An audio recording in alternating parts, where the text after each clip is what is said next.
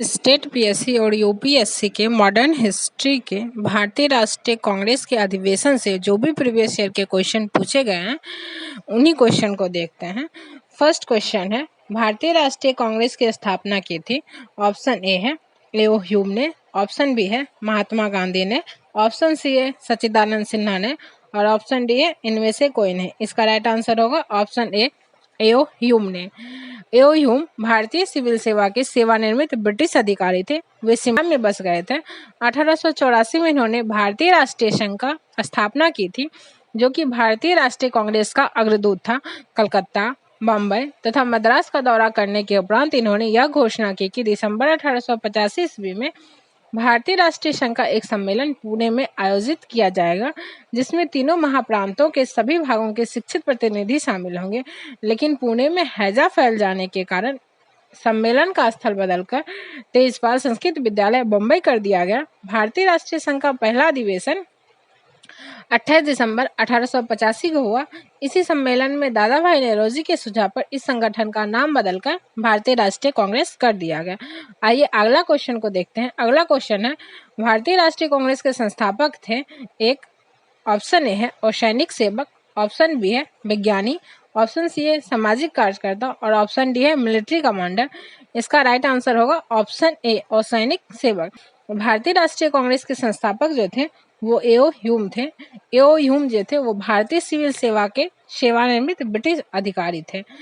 आइए अगला क्वेश्चन को देखते हैं। अगला क्वेश्चन है, भारतीय राष्ट्रीय कांग्रेस की स्थापना कब हुई थी? ऑप्शन ए है 1885 में, ऑप्शन बी है वर्ष 1886 में, ऑप्शन सी है वर्ष 1887 में और ऑप्शन डी है वर्ष 1888 में। इसका सही आंसर होगा ऑप्शन ए वर्ष 1885 में। भारतीय राष्ट्रीय कांग्रेस की स्थापना 1885 ईस्वी में एओ ह्यूम के द्वारा की गई थी, जो कि एक अवकाश प्राप्त अंग्रेज अधिकारी थे। इसका पहला अधिवेशन 28 दिसंबर 1885 को बम्बई स्थित गोकुलदास तेज प्रताप संस्कृत विद्यालय में आयोजित किया गया था। इसमें कुल प्रतिनिधि 72 भाग लिए थे। भारतीय राष्ट्रीय कांग्रेस के पहले अधिवेशन की अध्यक्षता बिमोश चंद्र बनर्जी ने किए थे और इनके प्रथम महासचिव स्वयं एओ ह्यूम थे। अगला क्वेश्चन है, भारतीय राष्ट्रीय कांग्रेस के संस्थापक थे? ऑप्शन ए है विलियम एडम, ऑप्शन बी है एओ ह्यूम, ऑप्शन सी है रास बिहारी बोस और ऑप्शन डी है मोतीलाल नेहरू। इसका सही आंसर होगा ऑप्शन बी एओ ह्यूम।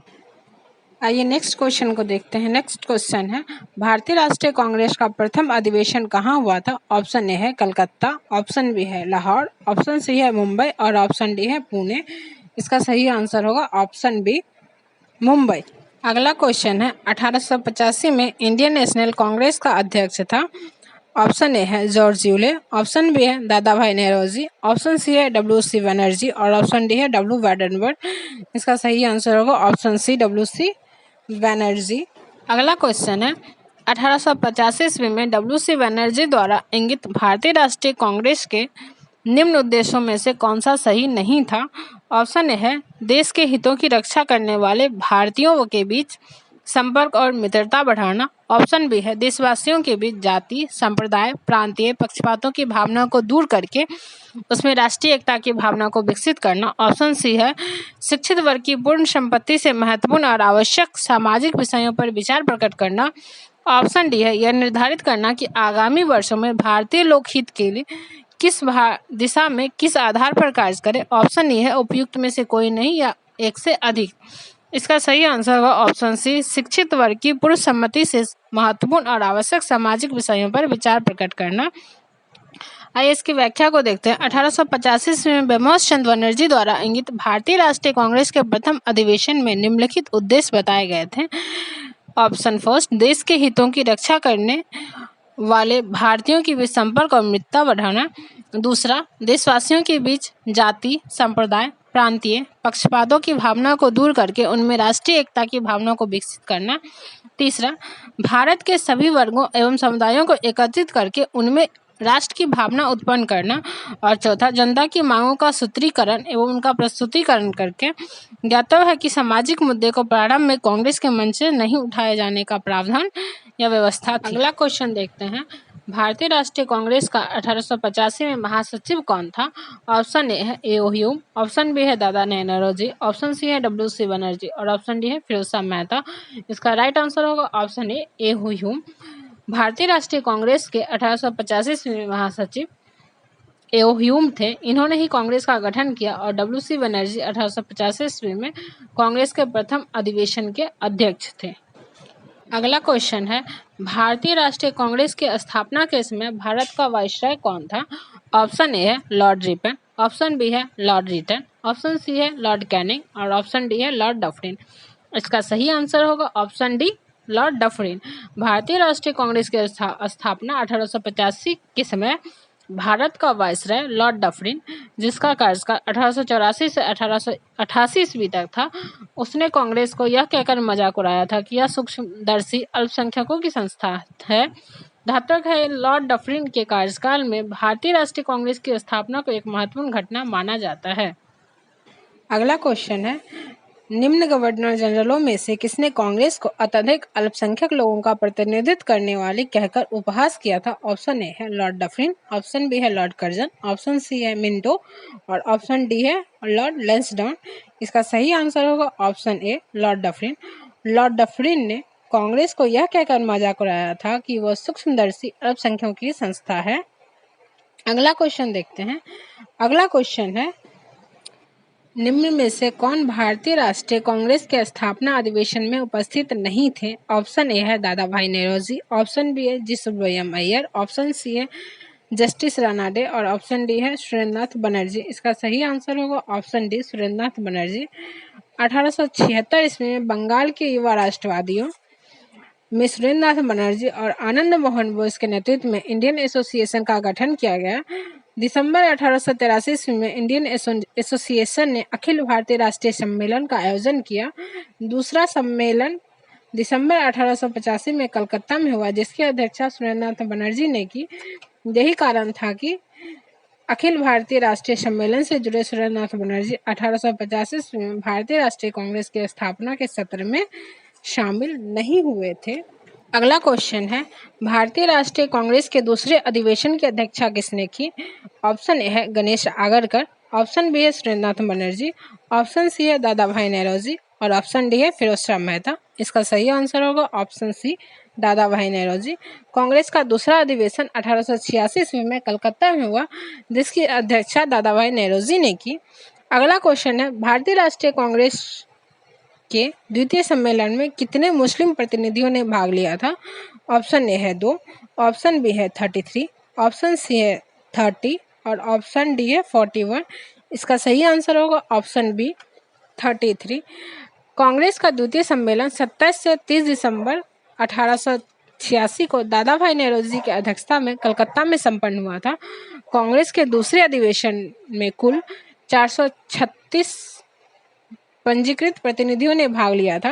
कांग्रेस के प्रथम सम्मेलन में जहां मुस्लिम प्रतिनिधियों की संख्या 2 थी, वहीं दूसरे सम्मेलन में मुस्लिम प्रतिनिधियों की संख्या 33 थी। वहीं तीसरे सम्मेलन में 1887 ईस्वी में मुस्लिम प्रतिनिधियों की संख्या 81 हो गई और वहीं चौथे सम्मेलन में 1888 में मुस्लिम प्रतिनिधियों की संख्या 221 तक पहुंच चुकी थी। अगला क्वेश्चन है, कांग्रेस के लिए समर्थन प्राप्त करने के लिए 1889 ईस्वी में एक समिति स्थापित की गई थी। निम्न में से उस समिति का सभापति था? ऑप्शन ए है सर W. वैडरवर्थ, ऑप्शन बी है बी डिग्बी, ऑप्शन सी है दादा भाई नौरोजी और ऑप्शन डी है W.C. बनर्जी। इसका सही आंसर होगा ऑप्शन बी डिग्बी। कांग्रेस के लिए एक समर्थन प्राप्त करने के उद्देश्य से जुलाई 1889 ईस्वी में लंदन में विलियम डिग्बी की अध्यक्षता में ब्रिटिश कमेटी ऑफ इंडिया की स्थापना की गई। यह इंडियन नेशनल कांग्रेस की एक समिति थी। इस समिति ने भारतीय मामलों से अंग्रेजों को अवगत कराने के उद्देश्य से इंडिया नामक साप्ताहिक पत्र निकाला। अगला क्वेश्चन है, भारतीय राष्ट्रीय कांग्रेस का पहला मुस्लिम अध्यक्ष कौन था? ऑप्शन ए है अबुल कलाम आजाद, ऑप्शन बी है शौकत अली, ऑप्शन सी है मोहम्मद अली जिन्ना, ऑप्शन डी है बद्रुद्दीन तैयब जी। इसका सही आंसर होगा ऑप्शन डी बद्रुद्दीन तैयब जी। भारतीय राष्ट्रीय कांग्रेस के सर्वप्रथम मुस्लिम अध्यक्ष होने का गौरव बद्रुद्दीन तैयब जी को है। यह भारतीय राष्ट्रीय कांग्रेस के 17 से 30 दिसंबर 1887 को मद्रास में संपन्न हुआ तीसरे अधिवेशन के अध्यक्ष पद के लिए चुने गए थे। अगला क्वेश्चन है, निम्नलिखित कथनों पर विचार कीजिए। ऑप्शन है, मतलब फर्स्ट है, भारतीय राष्ट्रीय कांग्रेस की प्रथम महिला अध्यक्ष सरोजिनी नायडू थी। सेकंड है, भारतीय राष्ट्रीय कांग्रेस के प्रथम मुस्लिम अध्यक्ष बद्रुद्दीन तैयब जी थे। उपयुक्त कथनों में से पूछ रहा है कौन सा कथन सही है। फर्स्ट जो ऑप्शन है वो गलत है, क्योंकि भारतीय राष्ट्रीय कांग्रेस की प्रथम महिला अध्यक्ष वो एनी बेसेंट थी, ना कि सरोजिनी नायडू। इसलिए इसका सही आंसर होगा ऑप्शन बी।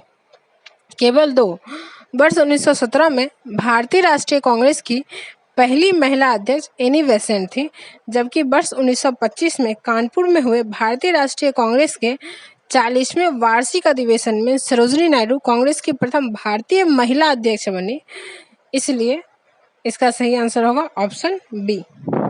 नेक्स्ट क्वेश्चन है, भारतीय राष्ट्रीय कांग्रेस का प्रथम निर्वाचित यूरोपीय अध्यक्ष था। ऑप्शन ए है एओह्यू, ऑप्शन बी है जॉर्ज यूले, ऑप्शन सी है अल्फ्रेड वेब, ऑप्शन डी है एनी बेसेंट। इसका राइट आंसर होगा ऑप्शन बी जॉर्ज यूले। भारतीय राष्ट्रीय कांग्रेस का प्रथम निर्वाचित यूरोपीय अध्यक्ष जॉर्ज यूले था, जिसने भारतीय राष्ट्रीय कांग्रेस के चतुर्थ अधिवेशन 1888 ईस्वी में अध्यक्षता की। अगला क्वेश्चन है, निम्नलिखित में से कौन एक भारतीय राष्ट्रीय कांग्रेस से कभी संबद्ध नहीं रहे। ऑप्शन ए है फिरोज शाह मेहता, ऑप्शन बी है हकीम अजमल खां, ऑप्शन सी है खान अब्दुल गफ्फार खां और ऑप्शन डी है सर सैयद अहमद। इसका राइट आंसर होगा option D sir Syed Ahmad. Sir Syed Ahmad Bharatiya Rashtriya Congress से कभी संबद्ध नहीं रही। 1857 के विद्रोह के समय वह अपनी कंपनी की न्यायिक सेवा में थे। वह कंपनी के प्रति पूर्णतः राजभक्त रहे। W. हंटर ने अपनी पुस्तक इंडियन मुसलमान में सरकार को यह सलाह दी थी कि वह मुसलमानों से समझौता कर उन्हें कुछ रियायतें देकर अपनी ओर मिलाए। इसी सुझाव पर कार्य करते हुए ब्रिटिश सरकार ने भारतीय राष्ट्रीय कांग्रेस के विरुद्ध सर सैयद अहमद को तैयार किया। कभी हिंदू मुस्लिम एकता के हिमायती रहे सर सैयद अहमद कांग्रेस के प्रबलतम शत्रु बन गए। अंग्रेजों के प्रति निष्ठा व्यक्त करने के लिए उन्होंने राजभक्त मुसलमान पत्रिका का प्रकाशन आरंभ किया तथा बनारस के राजा शिव प्रसाद के सहयोग से देशभक्त एसोसिएशन की स्थापना की। उन्होंने अपने विचारों का प्रचार तहजीब उल अखलाक पत्रिका द्वारा किया। 1875 ईस्वी में अलीगढ़ में उन्होंने एक मुस्लिम एंग्लो ओरिएंटल स्कूल की स्थापना की, जहां पाश्चात्य विषय तथा विज्ञान और मुस्लिम धर्मशास्त्र दोनों ही पढ़ाए जाते थे। नेक्स्ट क्वेश्चन है, निम्नलिखित में से कौन भारतीय राष्ट्रीय कांग्रेस का अध्यक्ष कभी नहीं चुना गया। ऑप्शन ए है लाला लाजपत राय, ऑप्शन बी है एनी बेसेंट, ऑप्शन सी है मोतीलाल नेहरू और ऑप्शन डी है बाल गंगाधर तिलक। इसका राइट आंसर होगा ऑप्शन डी बाल गंगाधर तिलक। लाला लाजपत राय, जिन्हें लोग प्रायः शेरे पंजाब का सिंह कहते थे, वर्ष 1920 में कलकत्ता के विशेष अधिवेशन में भारतीय राष्ट्रीय कांग्रेस के अध्यक्ष बने। वे अनहैप्पी इंडिया के लेखक थे। श्रीमती एनी बेसेंट आंग्ल आयरलैंड से थी। वे वर्ष 1907 से 1933 तक थियोसॉफिकल सोसाइटी की प्रधान रही।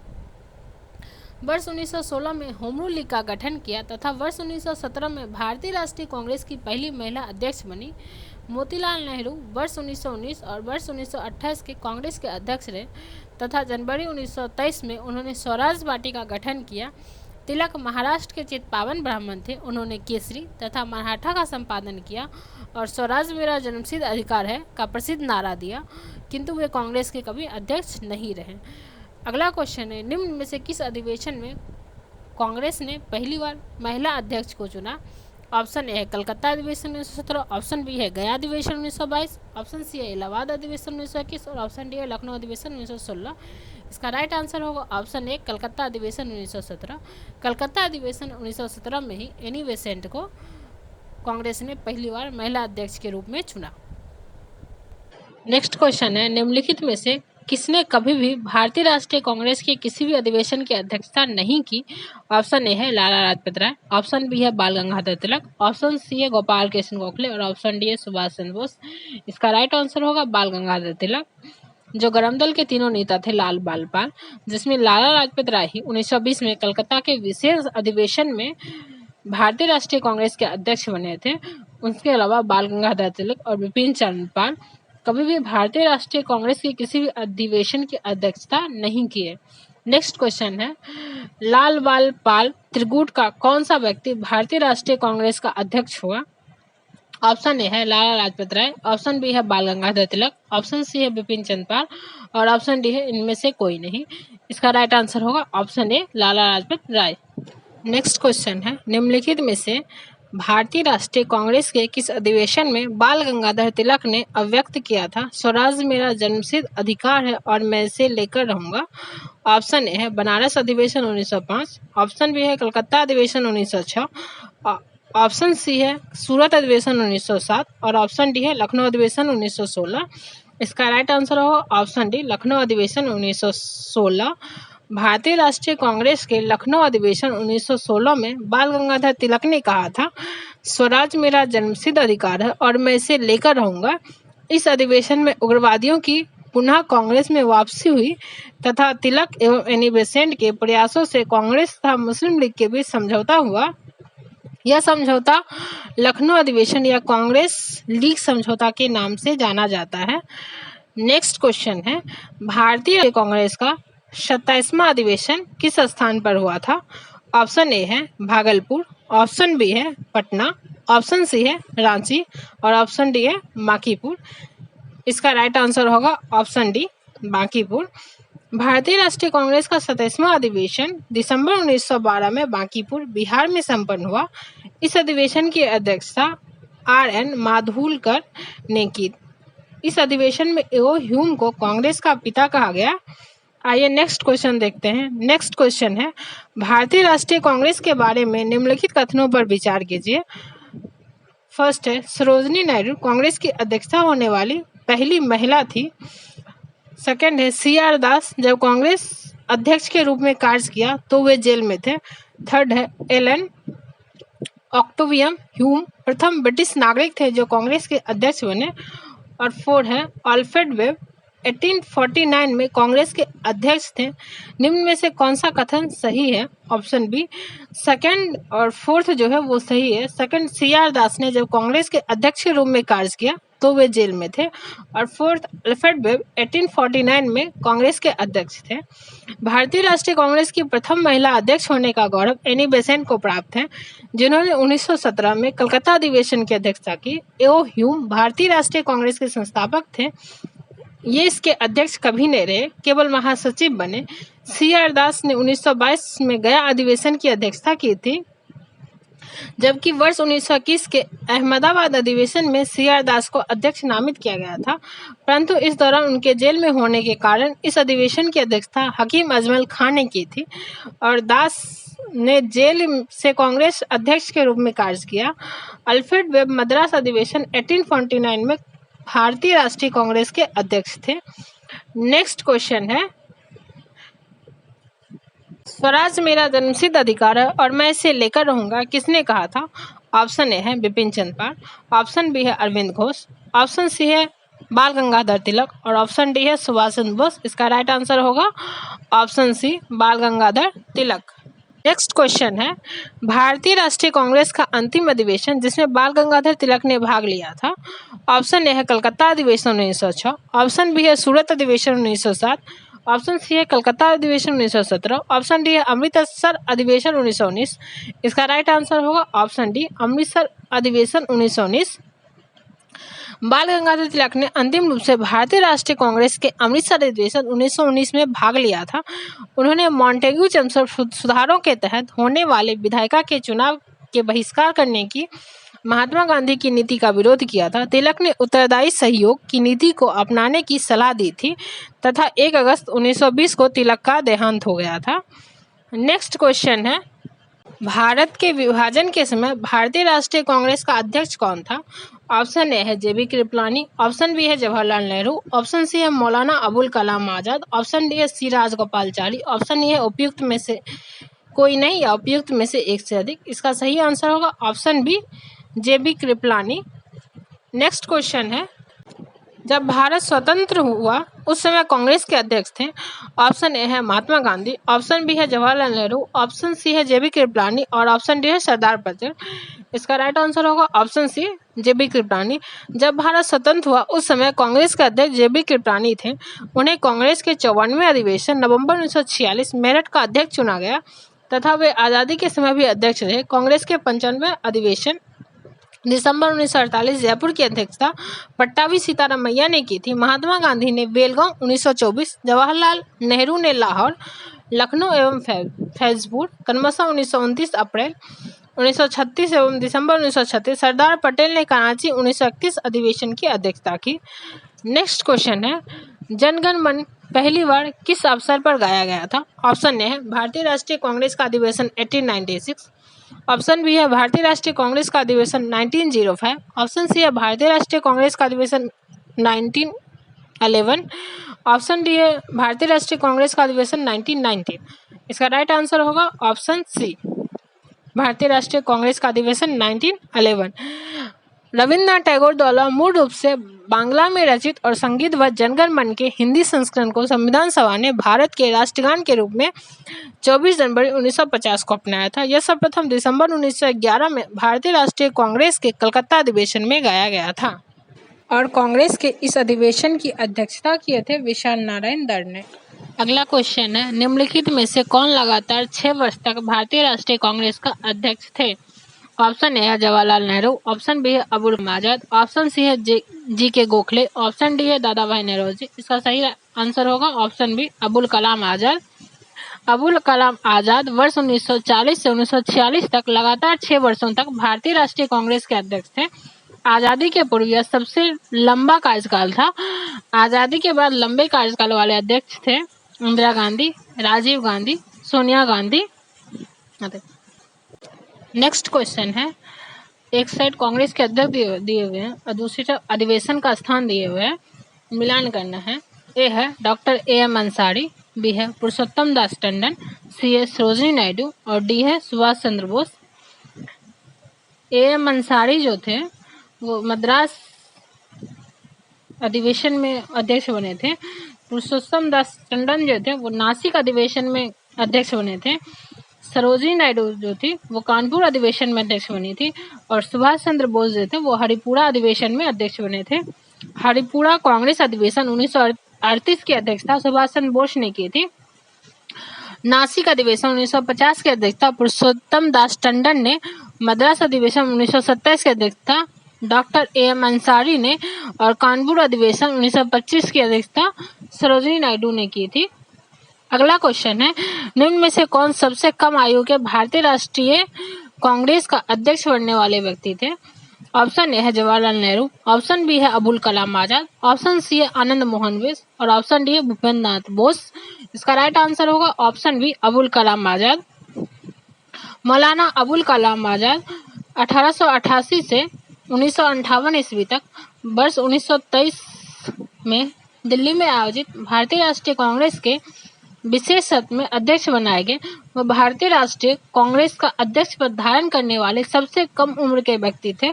अबुल कलाम आजाद वर्ष 1940 से 46 तक लगातार 6 वर्षों तक भारतीय राष्ट्रीय कांग्रेस के अध्यक्ष थे। आजादी के पूर्व यह सबसे लंबा कार्यकाल था। नेक्स्ट क्वेश्चन है, वर्ष 1938 के भारतीय राष्ट्रीय कांग्रेस के हरिपुरा अधिवेशन की अध्यक्षता की थी। ऑप्शन ए है अबुल कलाम आजाद, ऑप्शन बी है जेबी कृपलानी, ऑप्शन सी है राजेंद्र प्रसाद, ऑप्शन डी है सुभाष चंद्र बोस। इसका राइट आंसर होगा ऑप्शन डी सुभाष चंद्र बोस।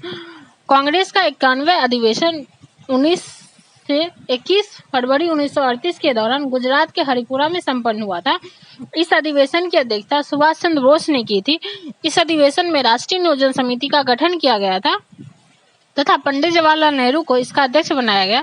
राजेंद्र प्रसाद को वर्ष 1934 में कांग्रेस का अध्यक्ष चुना गया। आगे चलकर 1940 से 46 तक अबुल कलाम आजाद कांग्रेस के अध्यक्ष रहे, जबकि जेबी कृपलानी को वर्ष 1946 में मेरठ कांग्रेस अधिवेशन में अध्यक्ष निर्वाचित किया गया था। नेक्स्ट क्वेश्चन, निम्नलिखित में से किस भारतीय राष्ट्रीय कांग्रेस के अधिवेशन में जवाहरलाल नेहरू ने समाजवाद को भारत की समस्याओं को हल करने की कुंजी बताया? ऑप्शन ए है लाहौर, ऑप्शन बी है लखनऊ, ऑप्शन सी है इलाहाबाद, ऑप्शन डी है रामगढ़। इसका सही होगा ऑप्शन बी लखनऊ। वर्ष 1936 के कांग्रेस के लखनऊ अधिवेशन में जवाहरलाल नेहरू ने समाजवाद को भारत की समस्याओं को हल करने की कुंजी बताया। उन्होंने कहा था, मैं समाजवाद के अलावा ऐसा कोई दूसरा रास्ता नहीं देखता जो भारत के लोगों को गरीबी, बेगारी और गुलामी से मुक्ति दिला सके। अगला क्वेश्चन है, इसमें भी अध्यक्ष दिया हुआ और सभाओं का स्थान दिया हुआ है। ए है अबुल कलाम आज़ाद, बी है सरोजिनी नायडू, सी है मोतीलाल नेहरू और डी है राजेंद्र प्रसाद। जो अबुल कलाम आज़ाद थे वो रामगढ़ 1940 में अध्यक्ष बने थे। जो सरोजिनी नायडू थी वो कानपुर 1925 में अध्यक्ष बनी थी। जो मोतीलाल नेहरू थे वो अमृतसर 1919 में अध्यक्ष बने थे। और जो राजेंद्र प्रसाद थे बम्बई 1934 में अध्यक्ष बने थे। इसका सही आंसर होगा डी 4321।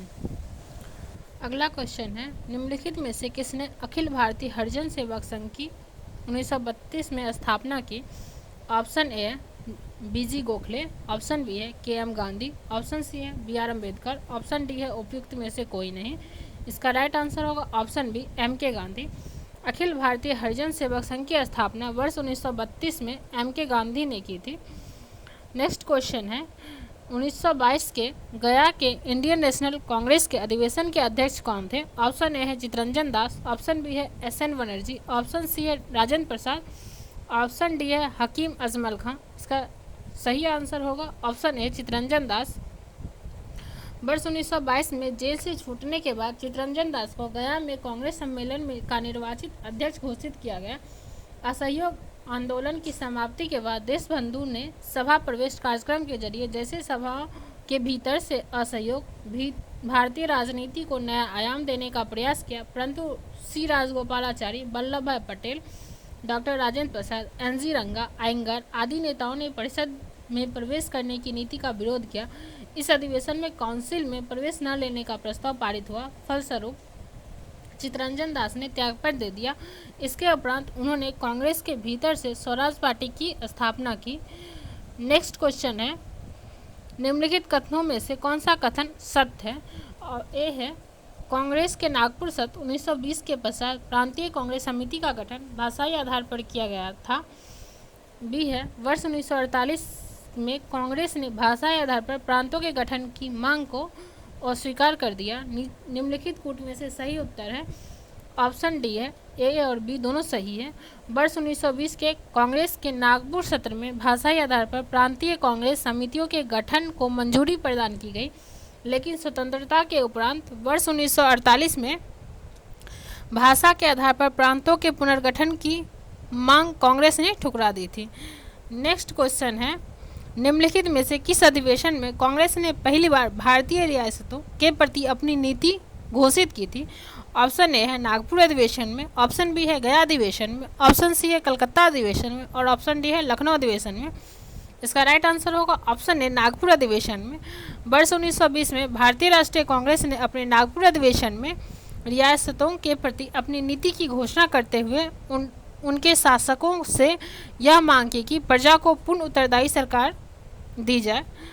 नेक्स्ट क्वेश्चन है, भारतीय राष्ट्रीय कांग्रेस के निम्नलिखित अधिवेशनों में से किसकी अध्यक्षता सी.वी. राघव चेरियार ने की थी? ऑप्शन ए है लखनऊ अधिवेशन 1916, ऑप्शन बी है नागपुर अधिवेशन 1920, ऑप्शन सी है गया अधिवेशन 1922 और ऑप्शन डी है उपयुक्त में से कोई नहीं। इसका सही आंसर होगा ऑप्शन बी नागपुर अधिवेशन 1920। सी विजय राघव चेरियार ने भारतीय राष्ट्रीय कांग्रेस के नागपुर अधिवेशन 1920 की अध्यक्षता की थी। लखनऊ अधिवेशन 1916 की अध्यक्षता अंबिका चरण मजूमदार ने की थी, जबकि गया अधिवेशन 1922 की अध्यक्षता चितरंजन दास ने की थी। नागपुर अधिवेशन 1920 में ही सदस्यता शुल्क 4 आना किया गया है, ताकि गरीब से गरीब व्यक्ति भी कांग्रेस से जुड़ सके। नेक्स्ट क्वेश्चन है, कांग्रेस के एक अधिवेशन में एक गवर्नर जनरल ने भाग लिया था। उक्त गवर्नर जनरल तथा अधिवेशन स्थल निम्न में से कौन सा है? इसमें ऑप्शन ए दिया है Lord Irwin Karachi 1931, option B है Lord Willingdon Mumbai 1915, option C है Lord Dufferin Mumbai 1885, option D है लॉर्ड हार्डिंग लखनऊ 1916। इसका राइट आंसर होगा option B Lord Willingdon Bombay 1915। Lord Willingdon ने कांग्रेस के बम्बई अधिवेशन में भाग लिया था। इस दौरान वह बम्बई का गवर्नर था। यह अधिवेशन बम्बई में वर्ष 1915 में आयोजित किया गया। ध्यातव्य है कि तब विलिंगटन गवर्नर जनरल नहीं था। भारत के गवर्नर जनरल एम्बेसडर के रूप में उसका कार्यकाल 1931 से 36 है।